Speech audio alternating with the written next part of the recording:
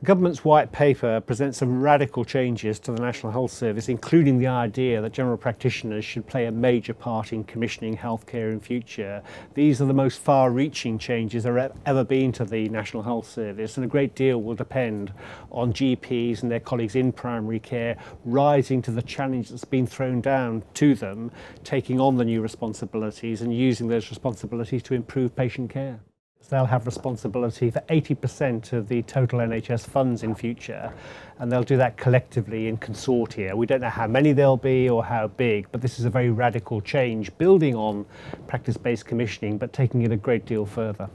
We think it's really important to have GPs much more closely involved in commissioning. They have the clinical expertise, and if you combine that with responsibility for budgets, then it could bring real benefits for patients.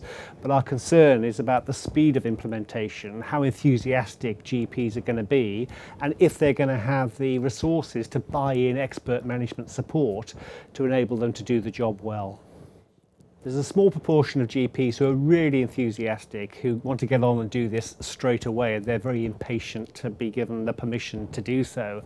A lot of GPs are more cautious. They're waiting, they're watching, they want to see what the government's plans are in more detail before they're prepared to make a real commitment. And I think the government will rely on that group of enthusiastic doctors to be in the vanguard of these changes, to show what can be achieved with GP commissioning, but they will need the support of rank and file GPs to make it work in practice.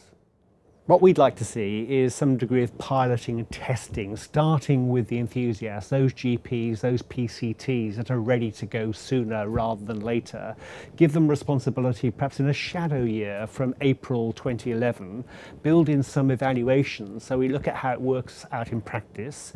We can learn the lessons as to what works well and where the challenges are, and then really take that forward with the great bulk of GPs around the country when GP commissioning is rolled out nationally. It is quite a high-risk strategy, particularly when you remove the primary care trusts and the strategic health authorities from the NHS, because you are relying first and foremost on the GPs being motivated, being competent to take on a huge amount of responsibility. And I'm sure that will work in some places. Whether it will work across England remains to be seen.